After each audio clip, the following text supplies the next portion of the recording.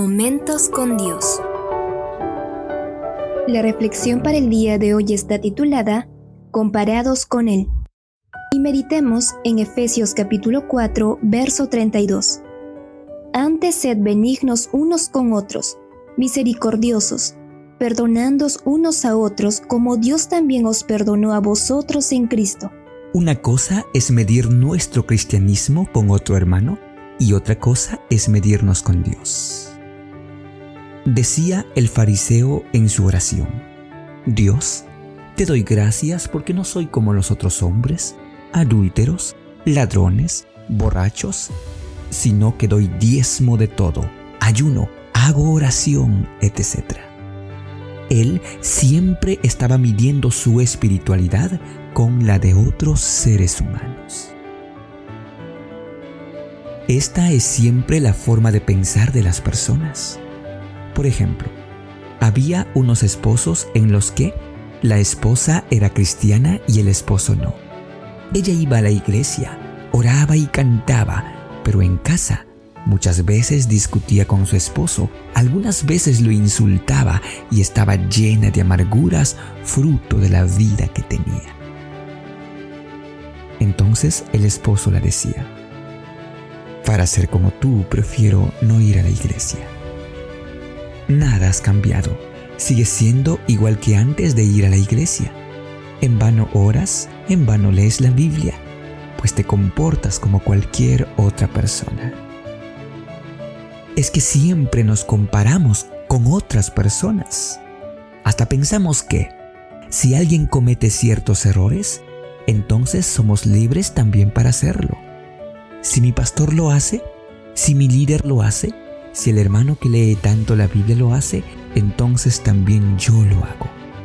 Y así no sometemos nuestra conciencia a la palabra de Dios, sino que nos medimos con otros.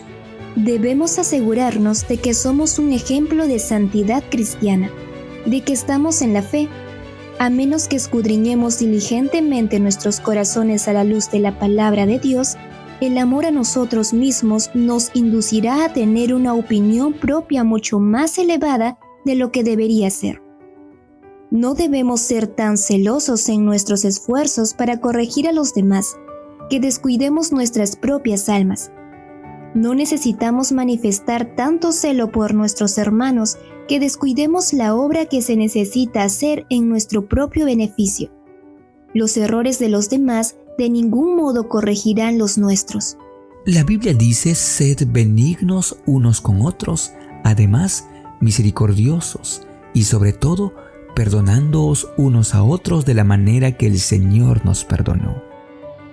Es decir, las cosas que hacemos deben ser producto del amor que le tenemos a Dios y gratitud por el perdón que nos ha dado.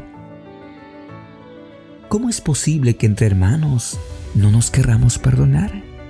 ¿Por qué hay contiendas en lugar de unidad? Un día 2 hombres fueron ante el juez por problemas de tierras y el juez, al saber de ellos, les dijo: pero ustedes son cristianos, ¿por qué vienen a mí? Solucionen sus diferencias como cristianos. Esto les dio vergüenza y se retiraron. Tanto nos cuesta practicar las virtudes cristianas, tanto nos cuesta perdonar al hermano, y eso es muestra lo poco o nada que conocemos del perdón de Dios. Si estamos llenos de la misericordia y el amor de Dios, su efecto se manifestará en los demás. No tenemos nada de qué jactarnos. Todo nos ha dado un generoso Salvador. Debemos andar en humildad. No queremos revestirnos con el manto de la guerra, sino con las vestimentas de la paz y la justicia. Quiere el Señor enseñarnos a llevar su yugo y su carga. Todo en esta causa y en esta obra debe ser llevado a cabo con un espíritu bondadoso y conciliador. Siempre podemos ser corteses. Debemos practicar la buena voluntad hacia todos los hombres. Si hay alguien con quien debemos comparar nuestras actitudes, es con Jesús.